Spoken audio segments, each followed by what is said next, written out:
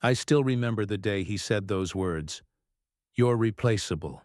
He didn't even look at me when he said it. He just leaned back in his chair, arms crossed, as if he was reminding me of my place. I smiled. Not because it was funny, but because that's all I could do to keep from saying what I really felt. It was a Tuesday afternoon. The office smelled like burnt coffee and tired air. I had been working for almost 12 hours straight, trying to fix a system bug that could delay an entire product launch. I'd skipped lunch, and my eyes were sore from staring at lines of code that refused to cooperate. When I finally told him the issue was resolved, I expected at least a small nod of appreciation. Instead, he looked up and said, "Good, that's your job. Don't act like you saved the company." Then, almost as an afterthought, he added those words, "You're replaceable, Harper. Remember that." Something in me went quiet after that. I'd been loyal to that company for nearly 8 years. I'd trained half the team, stayed late, covered for others, even missed family events because the deadline couldn't wait. And now, I was just replaceable. I walked back to my desk, pretending to be fine. Everyone else was typing away, pretending they hadn't heard. But they had. In offices like ours, words travel faster than emails. That night when I finally got home, I sat in silence for a long time. My laptop bag still on my shoulder, the lights still off. I replayed his voice in my head again and again. Replaceable. Funny thing about that word, it sounds small, but it hits deep. It tells you that no matter how much you give, someone thinks they can do without you. But I didn't argue. I didn't quit in anger. I just smiled, as if he'd taught me something valuable. Because he had. What he didn't know was that the system he thought I just fixed was far more complex than he ever understood. It ran on layers of logic, scripts, and access controls that only I knew how to manage. And in 2 weeks, when he tried to prove I was replaceable, he'd learn just how wrong he was. I joined that company right after college. I still remember walking into the office for the first time, holding my resume in a folder that already looked too creased from how many times I'd checked it. The company wasn't huge back then, just a handful of us working in a shared building with flickering lights and slow Wi-Fi. We were small, but we had dreams. I was hired as a junior systems analyst, and honestly, I was grateful for the chance. I didn't know then that this job would take up most of my 20s. In the early years, we were like a family. We worked late, laughed often, and celebrated every small win. The first big client, the first project launch, the first time our servers didn't crash under pressure. I remember the smell of takeout food, the tired jokes, and the way we'd all gather around one screen when something went wrong. Back then, our CEO wasn't even the CEO. He was just Mark, a smart, driven guy with big ideas and a messy desk. But as the company grew, something changed in him. The humble tone turned into arrogance. The late-night pizza became catered lunches for the executives only. The open-door policy quietly disappeared, replaced by scheduled check-ins through assistants. Mark stopped being Mark. He became Mr. Latham. I climbed the ladder, too. From junior analyst to system architect. I earned my place with every deadline met, every bug fixed, and every all-nighter survived. People came and went, but I stayed. I liked the work. I liked building something that mattered. But the atmosphere became different. People stopped smiling as much. Meetings turned into silent tests where one wrong comment could end your promotion chances. Mark started hiring people who agreed with him, not people who challenged him. I think that's when the soul of the company began to fade. Still, I tried to stay loyal. Maybe out of habit. Maybe because I still believed we could go back to what we once were. Then came Project Orion, the biggest and most ambitious project the company had ever taken. It was supposed to change everything. A new integrated system for a major client worth millions. Mark called it our ticket to the top. I was assigned as the lead system architect. My job was to design the structure that kept everything running, from the back-end security to user permissions. It wasn't glamorous work, but it was crucial. I poured everything I had into it. Weeks turned into months. I stopped going out on weekends. Sometimes I even slept in the office during final testing. My teammates used to joke that I'd end up marrying the server. Mark barely noticed. To him, I was just another name in the progress reports. Still, I didn't mind. I wasn't doing it for praise. I was doing it because I wanted to prove that I was good at what I did, that I was someone who mattered. When Project Orion finally launched, it was a success. Everything ran smoothly. The client was thrilled, and the company's reputation shot up overnight. Mark gave a speech in front of everyone talking about vision, leadership, and team effort. He never mentioned my name. Not once. I stood at the back of the room clapping like everyone else, pretending not to care. But a small part of me did. After the celebration, I went back to my desk and noticed something strange. Mark's assistant had emailed me asking for all the back-end credentials for Orion, for administrative purposes. That had never been protocol before. Normally, only the architecture team handled those credentials. When I asked why, she said, "Mr. Latham just wants to centralize everything." I hesitated. I had a gut feeling, but I didn't want to make assumptions. So I documented everything: access paths, code dependencies, internal notes, and kept copies securely on my personal drive, not to use against anyone, but because experience had taught me one thing. In corporate life, loyalty without proof is a weakness. Over the next few weeks, things began to feel different. Meetings that used to include me suddenly didn't. New people were joining the team, consultants, contractors, even interns, and somehow, they all seemed to be working on things I had originally set up. Then one morning, I walked into the office and found a junior analyst sitting at my workstation. "My workstation." He looked up awkwardly and said, "Oh, I'm sorry, Mark told me I could use this spot." When I confronted Mark, he brushed it off with that same dismissive tone. "Don't get emotional, Harper. You'll be handling documentation now. Let's let the new guys take the reins." That's when it started to click. They were trying to replace me, or at least phase me out quietly. The funny thing? I didn't feel angry. I just felt tired. Tired of giving more than I received. Tired of pretending not to notice when my work was credited to someone else. That night I stayed late in the office, alone.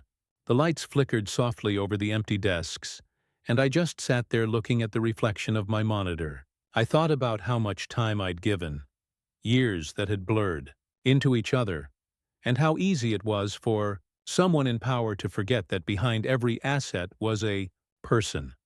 I promised myself something then. If they wanted to test how replaceable I was, I'd let them, but not out of spite, out of peace, out of the quiet understanding that sometimes the only way people learn your value is when you're no longer around to carry their weight. The shift started quietly, almost like the slow fading of a light you don't notice until you're standing in the dark. A few weeks after that conversation with Mark, I found myself sitting in meetings that used to feel natural but now seemed like performances. Everyone spoke carefully, choosing words that flattered him. There was no open discussion anymore, just polite agreement. I'd try to give my input on certain decisions, especially when they involved Orion's core systems. Things I'd designed, tested, and optimized myself. But every time I spoke, I could feel the air in the room tighten. One afternoon, during a project update meeting, I mentioned that the new data integration plan had a flaw. It could cause processing delays if the servers reached peak usage. I had proof. Logs, load tests, the whole thing. Mark didn't even look up from his tablet. He just said, "Harper, you worry too much. We've got it under control." I bit my tongue. After the meeting, one of the junior developers came to me quietly and said, "You were right about that bottleneck. We already noticed a slowdown." I smiled faintly. "Document it," I told him, "but don't bring it up unless someone asks." He nodded, hesitating before whispering, "It feels different without you leading, you know?" That comment stayed with me longer than I expected. Meanwhile, Mark kept pushing for faster updates, tighter deadlines, and more investors. He wanted to impress the client again, to show that Orion could scale. I could see it. The hunger for attention, for validation. But underneath that confidence, there was something fragile. He didn't understand the system the way I did. He just assumed that because it worked once, it always would. By then, I'd started to mentally detach. I did my tasks, followed instructions, and smiled when needed. But I stopped volunteering solutions. I stopped staying late. I'd walk past the glass office where Mark sat surrounded by his new team. Bright, eager faces nodding along to every word. I wondered if they realized how quickly he'd turn on them too, once they stopped being useful. A few days later, I got called into his office. He leaned back, hands behind his head, that smug smile on his face. "Harper," he began, "you've been quiet lately." "I'm just focusing on what's been assigned to me," I said calmly. He chuckled. "Good. That's what I like to hear. Focus, efficiency." Then he slid a folder across the desk. Inside was a list of tasks, low-level maintenance jobs, mostly documentation and system audits. "This is what I need from you for the next few weeks," he said. I looked at the list, then back at him. "You've reassigned all the architecture work." "Yes," he said simply. "I want to see how the team performs without you holding their hand." That was the moment. The line in the sand. I nodded slowly. "Understood." He smiled like he'd won something. "I know you're good, Harper, but no one is irreplaceable." There it was again. That word. Replaceable. I left his office without another word. That evening I stayed behind long after everyone else had gone. The office was silent, except for the hum of machines. I walked through the rows of desks, thinking about how different it all felt from when I'd started. The warmth was gone. The laughter was gone. It was just a place now, one filled with people trying not to be next in line for replacement. I sat at my desk and opened my private system logs. Every project I'd worked on had been carefully documented, with backup configurations stored under restricted layers only I could access. I wasn't planning to sabotage anything. That's not who I am. But I wanted to make sure that if things went wrong, the truth would be clear. And deep down, I knew they would go wrong. Over the next few days, small issues began to appear in Orion. Nothing dramatic at first, just minor delays, occasional crashes, and data inconsistencies. The kind of problems that could easily be fixed if you knew where to look. But the new team didn't know. They had the code, the diagrams, even the manuals. But what they didn't have was understanding. I remember overhearing one of the new developers say, "I think Harper overcomplicated this system. None of this structure makes sense." I smiled to myself. Of course, it didn't make sense. Not without the context. Not without the experience of watching it evolve piece by piece over years. One morning, I arrived to find Mark pacing near the conference room. He was on the phone, his voice sharp and impatient. "I don't care how, just fix it. The client presentation is tomorrow." I walked past quietly, but he spotted me. "Harper!" I turned. "You've been monitoring the logs, right?" he asked. "Only my assigned tasks," I replied evenly. He sighed. "Fine, just make sure everything's stable for the demo, okay?" I nodded, but I could feel the irony. He didn't want my advice, just my safety net. That night I checked the system again. There were several warnings in the integration module. Things that could snowball if ignored. I drafted a short report and emailed it to his team, clearly marking the risks. No one replied. The next day, during the big client demo, I sat at my desk listening to muffled voices through the glass wall. Mark was presenting proudly, showing off the interface, talking about efficiency and innovation. I could see the investors nodding, smiling. Everything seemed fine, until it wasn't. Suddenly, his confident tone shifted. The presentation froze. Then another screen flashed red. A system error. Then another. Then a full crash. The silence in that room lasted a full 10 seconds, but it felt like forever. I didn't move. I just watched from my desk as Mark's face went pale. His assistant rushed out of the room and whispered to one of the engineers. Within minutes, the room emptied, leaving only a few embarrassed executives and a very red-faced CEO. By the afternoon, the whole office was in panic mode. The system had gone down entirely. Critical modules wouldn't load, and the backups weren't syncing. Mark called me into his office again. This time there was no smile. "What's happening?" He demanded. I sent a report 3 days ago, I said quietly. The integration module was unstable. He looked stunned. You knew this would happen? I warned you it could happen. The logs were clear. He rubbed his forehead. Can you fix it? I can, I said slowly, but it'll take time. And we'll need to roll back several updates. He sighed in frustration. Do whatever it takes. Just fix it. I nodded. It took me 12 hours straight. I barely left my chair. I rebuilt the structure, reconnected the broken nodes, restored the backup, and patched the entire system by dawn. By morning, everything was running again. Mark didn't thank me. He just sent a company-wide email announcing that the technical issue has been resolved thanks to teamwork. Teamwork. That was when I realized, no matter what I did, he'd never see it. So I made my decision. I wasn't going to wait around for the next insult or the next replaceable speech. I would finish my remaining tasks quietly, back up my personal work, and walk away with my peace intact. I didn't tell anyone. Not even my closest colleagues. I wanted it to be clean, professional, and calm. On my last day, I left my access keys, turned in my ID, and sent one final email, a simple thank you note to the team. I didn't mention Mark. When I walked out of that building for the last time, the sky was gray and soft with drizzle. I remember standing there, watching the raindrops hit the pavement, and feeling something I hadn't felt in years. Relief. I wasn't sure what would happen next. I didn't have another job lined up. But I knew one thing for certain. I'd stopped being replaceable the moment I stopped letting someone treat me like I was. And 2 weeks later, when everything they built without me began to fall apart, I didn't even have to say, I told you so. For the first few days after I left, it felt strange. I kept waking up at the same time, still reaching for my work phone before remembering that I no longer had one. My body was on autopilot, but my mind was finally beginning to breathe. I spent those early mornings sitting on my balcony with a cup of coffee, listening to the quiet hum of the city. No urgent emails. No 2 a.m. messages from Mark. No pressure. Just silence. At first, I didn't plan on checking in on the company. I wanted to move on, to leave everything behind.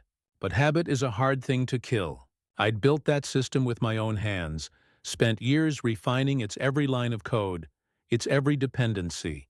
It felt like a living thing I'd raised from scratch. So one evening, I opened my laptop and checked the public server metrics. The data that was still accessible to outside users. Something didn't look right. Response times were erratic. There were warnings in several subsystems, ones I recognized instantly, the same weak points I'd flagged before leaving. I sat back and sighed. It wasn't my problem anymore, but it still hurt to see it fall apart. A few days later, my former teammate, Julia, called me. Harper, she said, her voice tense. Everything's a mess. They can't stabilize Orion. I stayed quiet for a moment. What happened? After you left, they tried to restructure the system. Mark wanted full access control moved to the executive layer. He said he wanted more oversight. I almost laughed, but there wasn't anything funny about it. That's not how it works. Those permissions are bound to the root protocols. You can't just rewrite them without corrupting the dependencies. I know, she said. We told him, but he didn't listen. I could hear the exhaustion in her voice. The same kind of exhaustion I used to feel. They've already lost 2 clients, she continued, and the big one's threatening to pull out if the downtime keeps up. I didn't say much. I just wished her luck and ended the call. After that, I closed my laptop and sat there for a long time, letting the sound of rain fill the room. It was surreal, watching everything unfold exactly as I'd warned it would. A week later, I got another call, this time from an unknown number. When I answered, I instantly recognized the voice. Harper, it's Mark. For a second, I didn't respond. I just listened. His voice sounded smaller somehow, uncertain. How are you? He asked awkwardly. I'm fine, I said calmly. How's the project? There was a pause, then a sigh. We've hit a few unexpected issues. The systems keep failing under load. I know you warned us, but... He trailed off. I see, I said quietly. I was wondering if you'd be willing to come in, just for a few days, to help us stabilize things. We'll pay you your full rate, of course." I almost smiled. Not out of revenge, but from the strange irony of it all. "Mark," I said, "when I left, you told me I was replaceable." He didn't respond right away. Then he said, "I was wrong." Those 3 words were heavier than any apology. I didn't take the offer. Not because I wanted to see him fail, I just knew that going back would pull me into the same toxic cycle. I'd given too much already. "I hope you get it sorted," I said softly. "Take care." And I hung up. Over the next few weeks, the news started spreading quietly across industry circles. The company had lost its biggest client. Investors were pulling out. Employees were leaving in waves. It didn't happen overnight. It was more like watching a slow unraveling, one thread at a time. Mark tried to hold things together, but without understanding the system's architecture, without the foundation, everything he tried only made it worse. I heard later that he'd hired consultants to rebuild Orion from scratch, but it cost them more than they could afford. Within 2 months, the project was scrapped completely. That same system, the one that had put the company on the map, was gone. One evening, I went for a walk near the old office. It was late. The streets were quiet, and the building's lights were dimmer than I remembered. I could see silhouettes of a few people inside, moving slowly, as if the life had drained from the place. I stood there for a while, watching. Not with anger, just reflection. I thought about all those nights I'd spent in that building. The laughter that used to echo through the hallways. The friendships. The pride. And the long hours that had once meant something. Then, I thought about the moment he'd told me I was replaceable. It's strange how words can linger long after the people who said them fade away. A few days later, I ran into Julia again at a cafe near my apartment. She looked tired but relieved to see me. "Mark resigned," she said after we sat down. I raised an eyebrow. Really? "Yeah, the board forced him out. They're restructuring the company under new management." I nodded slowly. "That was inevitable." She sipped her coffee. "It's crazy, isn't it? How fast everything fell apart. It's like the moment you left, the whole thing started to crumble." I smiled faintly. "It's not me. It's what happens when you build something on ego instead of understanding." She looked thoughtful for a moment, then said, "You should have seen him, Harper. He looked broken, like he finally realized what he'd done." I didn't respond right away. There was a time when hearing that might have satisfied me, but now it just felt quiet. "He'll be fine," I said finally. "Some lessons just come with a price." That night, as I walked home, the city lights shimmered against the wet pavement. I felt lighter somehow. I wasn't celebrating his downfall. I was just free. Free from the weight of proving my worth to someone who was never going to see it. I'd learned that competence doesn't need validation. The work itself had always been enough, even if no one said thank you. When I got home, I opened my laptop one last time. The old project files were still there, stored neatly in folders I'd organized years ago. I hovered my cursor over them for a while. Then, slowly, I archived them. They didn't belong to me anymore. Not in the way they used to. They were part of a chapter I'd already finished. As I closed the lid, I felt something shift inside me. For the first time in years, I wasn't anxious about the next deadline or the next meeting. I wasn't waiting for approval or recognition. I was just Harper, a person who'd done her best, and walked away when it was time. A week later, I got an email from an old contact at another firm. They'd heard about Orion, and they wanted to meet. "Your reputation speaks for itself," the message said. "We'd love to discuss a leadership role." I smiled. It wasn't about revenge anymore. It was about growth. Maybe losing that job wasn't the end of something. Maybe it was the beginning of everything that was meant for me. I met with the new company 2 days later. They were a smaller but fast-growing tech firm that had heard about my work with Orion. The meeting wasn't like the usual high-pressure interviews I was used to. No corporate games, no inflated egos, just people who genuinely wanted to build something meaningful. Their CTO, A calm woman named Melissa looked across the table and said, "We don't just want someone who can fix problems. We want someone who understands why things break in the first place." That line stuck with me. For years, I'd been solving problems without ever being allowed to question why they existed. But now, I was being invited to shape the structure itself, to build something from the ground up. I accepted the offer. The first day I walked into the new office, it felt different. It wasn't the sleek glass and steel tower I was used to. It was open, filled with laughter and quiet focus. People spoke to each other with respect.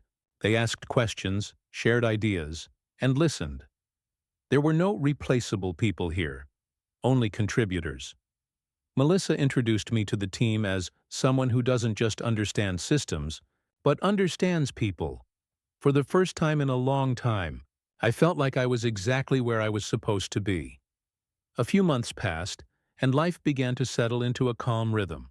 I still worked hard. Old habits die slow. But this time it didn't feel like I was being drained. It felt like I was building again, not just fixing. On weekends, I'd take long walks through the park near my apartment. Sometimes I'd sit on a bench, watching strangers walk by, each lost in their own world. There was something peaceful about it, knowing that life kept moving, no matter what had fallen apart before. One of those afternoons, I ran into Julia again. She looked happier than before, lighter. "Guess what?" she said with a grin. "I left too." I laughed. "You finally did it." "Yeah," she said. "After the board cleaned house, things just weren't the same. I figured it was time to move on. I'm starting my own consulting firm." I couldn't help but feel proud of her. "That's amazing. You'll do great," she smiled. "You were right, you know. Walking away wasn't losing. It was just starting over." We talked for an hour, catching up like old friends who had survived the same storm. Before she left, she said something that stayed with me. "You know, when Mark said you were replaceable, he wasn't just wrong. He showed us how much one person's integrity can hold a company together." I didn't know what to say. I just nodded, quietly grateful that the truth had revealed itself without me ever needing to prove it. A few weeks later, I got a message from Mark. It was short, just a few lines. "I wanted to say thank you. You were right about everything. I let my pride get in the way, and it cost me everything. I hope you're doing well." For a long time I just stared at that message. No excuses, no manipulation, just honesty. I didn't reply. Not out of bitterness, but because I didn't need to. The apology wasn't for me anymore. It was for him. Forgiveness, I realized, doesn't always require a conversation. Sometimes it's just choosing to stop carrying what someone else did to you. Time has a way of turning chaos into clarity. Looking back, I can see how everything that felt like a loss was actually a lesson. Losing that job taught me boundaries. Losing that project taught me self-worth. And losing that illusion of control taught me peace. There's a certain power in walking away when you know you've given your best. It's not about pride. It's about protecting your dignity. I used to think success was about how much you could endure, how many hours you could work, how many problems you could fix. But now I understand it's also about knowing when to stop giving your energy to something that doesn't value it. One evening, I opened my old journal, the one I used to keep during those long nights at Orion. On one page, I'd written something that made me pause. "One day, I hope I build something that doesn't need me to prove my worth every single day." And without realizing it, I already had. The new company was thriving. The system we were developing was stable, efficient, and collaborative. The team didn't need constant micromanagement because we trusted each other. I'd finally built something sustainable, something healthy, but most importantly, I'd rebuilt myself. Sometimes, late at night, I still think about the moment Mark said those words. "You're replaceable." They used to haunt me. Now they remind me of everything I've overcome. Because the truth is, no one who gives their all, no one who builds, teaches, or leads with care, is truly replaceable. You can replace a position, not a person's integrity, their experience, or their heart. It's been over a year now. When I tell this story to people, they usually expect it to end with revenge or karma. But that's not what it's about. It's about growth. It's about realizing that validation from the wrong people is just noise. What really matters is peace, the kind that comes when you finally understand your own value, without needing anyone else to confirm it. So if you've ever been told you're replaceable, let me tell you this: you're not. You might leave a company, a relationship, or a project, but what you brought to it will always carry your fingerprints. The lessons you taught, the systems you built, the energy you gave, they don't disappear. And sometimes walking away isn't losing. It's just making room for the life you were supposed to live all along. It's strange how silence can heal what words once broke. For months, I used to replay that office scene in my mind, the one where Mark said, "You're replaceable." It used to sting. Now it just feels like a line from someone else's story, a story I've already closed.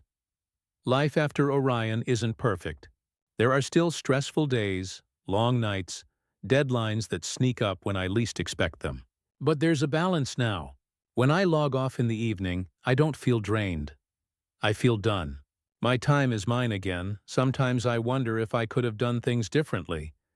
Maybe spoken up sooner. Maybe demanded more respect. But then I realize every choice I made led me here. And here feels right. The truth is, not every lesson in life arrives wrapped in kindness. Some come disguised as rejection. Some sound like harsh words in a meeting room. But if you listen carefully, beneath the pain, there's usually a message. You deserve better. A few weeks ago, Melissa called me into her office. She said, "You know, Harper, the team's been asking if you'd like to lead the next project. You've got a calm way of handling chaos." I smiled. I told her I'd think about it. When I left her office, I laughed a little to myself. The last time someone called me replaceable, I nearly broke myself proving them wrong. Now I don't need to prove anything. I just need to show up, do the work, and go home proud. It's funny how peace feels when you finally earn it. It doesn't come with applause or promotions. It comes quietly, like a sigh after a long climb. If there's one thing I've learned, it's this: you can't force people to see your worth. You can only keep being the kind of person who knows it. And the moment you stop fighting for recognition from the wrong place, that's when the right doors start to open. So to anyone listening, to anyone sitting in a cold office tonight, wondering if their effort matters, I hope my story reminds you. You are not invisible. You are not replaceable. And one day, the same people who overlooked you will realize what they lost when you walked away. Until then, hold your head high, keep your integrity close, and never let anyone convince you that kindness or patience makes you weak. They're what make you unshakable. When I look back now, I don't see a man who was replaced. I see a man who outgrew a place that no longer deserved him. And that's the quiet victory life gives you. Not revenge, not applause, just peace.